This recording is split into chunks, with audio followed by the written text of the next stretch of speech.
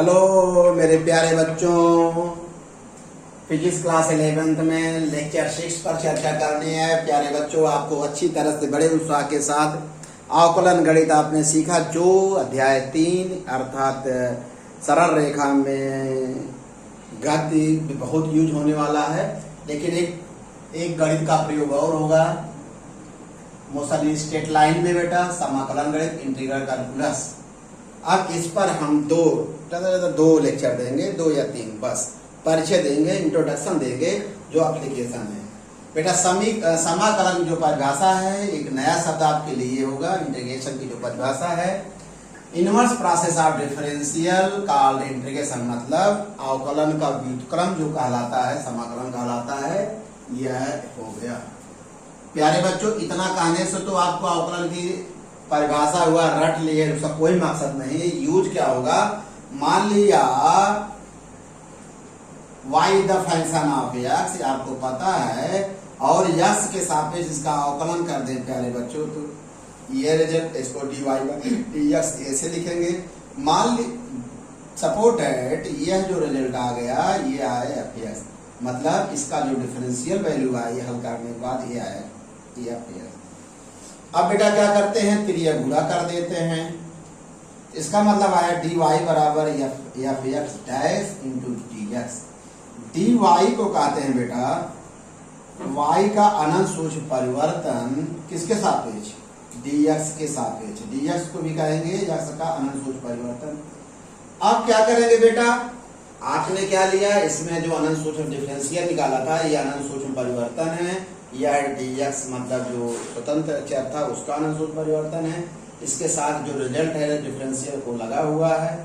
अब क्या करेंगे आगे, क्या इसकी जो परिभाषा धीरे धीरे निकल रही है, यदि सभी अनंत सूक्ष्म परिवर्तनों को जोड़ें तो y का मान प्राप्त हो जाएगा। ये जो अनंत सूक्ष्म परिवर्तन स्वतंत्र चर का है, इसको जोड़ दें, सबको जोड़ें तो क्या प्राप्त हो जाएगा, आपका y का मान प्राप्त हो जाएगा। अर्थात क्या होगा, इसको को बोलते हैं सम ऑफ dy, मतलब सभी dy का योग। जो dy माने छोटे अनंत सूक्ष्म का योग इक्वल टू सभी इसका योग, इन सभी का योग। अच्छा, गणित की भाषा में इसको समेशन को बेटा ऐसे लिखते हैं, समेशन का पहला यस ऐसे है। अगर बेटा और इसको सीधा करोगे तो ऐसे, और सीधा करोगे तो ऐसे, यह होगा समेशन मतलब योग। देखा, यह हो गया समेशन। ये किसका क्या मतलब, इसको कहते हैं माने इंटीग्रेशन, समाकलन का चिन्ह हो गया। समाकलन मतलब योग। Summation of dy equal to summation of this. इसका जो इसको छोटे छोटे भागों को जोड़ेंगे, रिजल्ट क्या मिलेगा, y मिलेगा। इसको बोलते हैं समेशन माने इंटीग्रेशन। समेशन को आप कहेंगे, समेशन को इंटीग्रेशन, इंटीग्रेशन माने समाकलन। समाकलन का मतलब होगा सम किसका होगा, ये समाकलन है। समाकलन का प्रयोग सतत फलनों के योग के लिए होगा। और आप हाई स्कूल में बेटा सीखे हो ये चीज, क्या सीखे हो, सिग्मा। सिग्मा का प्रयोग होगा विविक्त फलनों का योग। अब आपको यहां मामला होगा, विविक्त मान रुक के।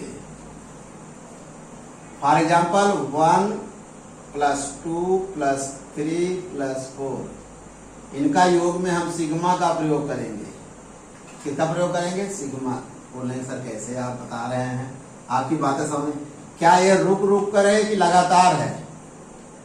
कुछ लोग कहे एक बाद दो आता है, आप लोग कहोगे सर ये कंटिन्यूअस है, सतत है। कंटिन्यूअस माने सतत, विविक्त माने डिस्क्रीट। डिस्क्रीट का मतलब होगा रुक कर, बीच में कुछ गए। दोनों का मतलब सतत मतलब कंटिन्यूअस माने लगातार गए। सतत का मतलब कोई फलनों का ऐसा वितरण हो, फल इस प्रकार से माने कोई चीज इस प्रकार से वितरित हो, उनके बीच कोई रेखा ना खींचा सके, तब कहा जाएगा कि सतत। जैसे कमरे में आप लोग एक दूसरे के सट के बैठ जाइए, उसमें कोई रेखा ना खींच सके, कोरोना हो चाहे ना हो। और कोरोना महामारी में क्या बेटा हो गया है कि सोशल डिस्टेंसिंग, इसको बोलेंगे सोशल डिस्टेंसिंग, बैठे हुए लोगों को जोड़ेंगे तो होगा विविक्त, और एक दूसरे के हाथ समीप हो जाइए, उसमें कोई स्पष्ट रेखा ना खींचा जा सके, उसको बोलते हैं सतत। क्लियर हो गया? सतत फलनों का योग रहेगा, कोई फलन हो सतत उसको जोड़ा जाए, तब क्या कहेंगे? उसको समाकलन का चिन्ह का प्रयोग करेंगे। और जब इसको सतत ना हो, रुक रुक कर हो, बात यहां हम समझा रहे थे, क्या 1 2 3 इनका योग सतत है कि रुक रुक कर विविक्त है? तो कुछ लड़के कहेंगे सारी सतत है। नहीं भैया, सतत नहीं है। क्यों?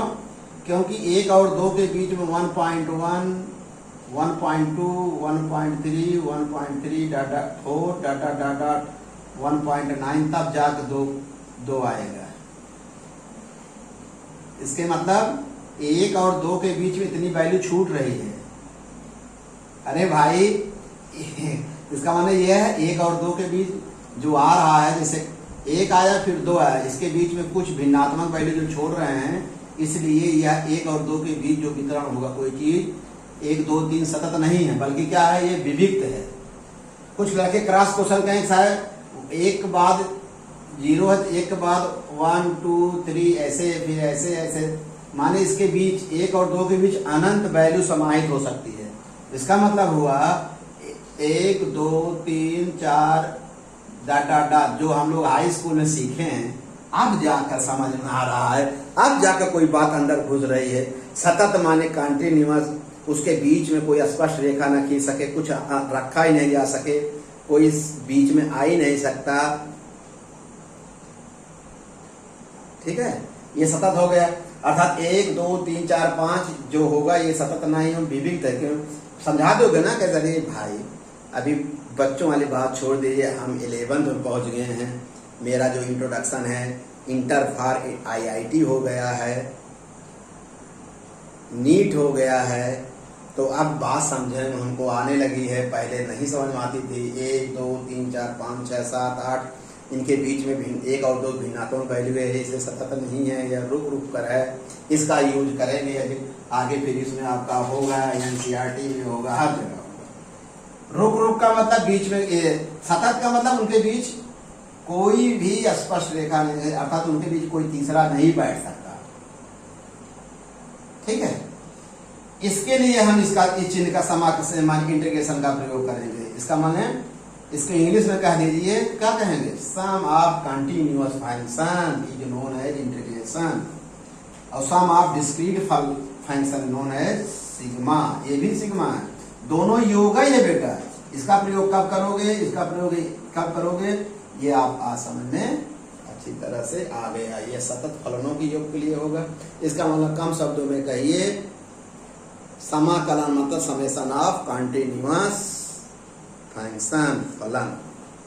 इसका मतलब यहां तक बात हो गई, पूरी बात परिचय हो गया। अब आइए आपको हम दैनिक जीवन में कैसे प्रयोग करेंगे ना। कोई ऐसी चीजें हैं बेटा,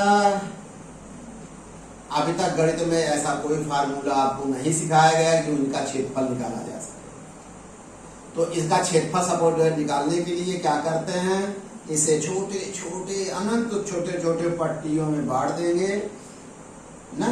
एक पट्टी का क्षेत्रफल मान लीजिए निकलेगा, छोटा होगा तो उसका क्षेत्रफल, जैसे मानो एक निश्चित शेप मिल जाएगा जिसका क्षेत्रफल निकाल लो, मान लीजिए इसका क्षेत्रफल DA आया।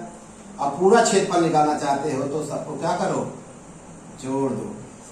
कहेंगे सारे कंटिन्यू, अरे जो ये स्ट्रिप बना रहे हैं, पट्टी बना रहे हैं, ये सतत है इतना ज्यादा, इनको सबको जोड़ दो, आपको क्या हो जाएगा, पूरे इस आकृति का क्षेत्रफल मालूम हो जाएगा। कहेंगे ये एप्लीकेशन इंटीग्रेशन ये यूज होने वाला है आगे चलकर। ठीक है, अगर मान लीजिए कोई 3 डायमेंशनल चीज है, जैसे 3 डायमेंशनल मतलब कोई बॉल है, जैसे सर्किल मत समझिए, बॉल समझिए। इसका पूरा जैसे वॉल्यूम निकालना चाहते हैं तो इसको अनंत सूक्ष्म वॉल्यूम में इसको बांट दीजिए और सबको पूरा जोड़ दीजिए तो इसका संपूर्ण वॉल्यूम आ जाएगा। इसलिए ऐसा किया गया है। मुझे विश्वास है इसका प्रयोग तब किया जाएगा, कोई ऐसा फलन हो, कोई ऐसी आकृति हो जिसका क्षेत्रफल योग कुछ निकालने में कठिनाई हो, तो क्या करेंगे, उसका योग करने के लिए, उसका क्षेत्रफल निकालने के लिए, आयतन निकालने, उसे अनंत छोटे पट्टी में बांट देंगे। छोटे छोटे पट्टियों में ऐसा बांटेंगे कि उसका वितरण सतत हो जाए, फिर समाकलन बीच से उसको क्या कर देंगे, जोड़ देंगे। यही एक तरीका है। डिस्क्रीट वाला तो बहुत सिंपल है, सिग्मा बीच से आप बहुत चीजें जान चुके हो, एक परिचय था। नेक्स्ट जो लेक्चर हमारा होगा इसमें कुछ फार्मूला हो जाएगा, इसके बाद फिर आपका चैप्टर शुरू होगा। गति किसे कहते हैं, वेग क्या है, चाल क्या है, सब शुरू हो जाएगा, लेकिन इसमें इसका प्रयोग करेंगे। ओके बेटा।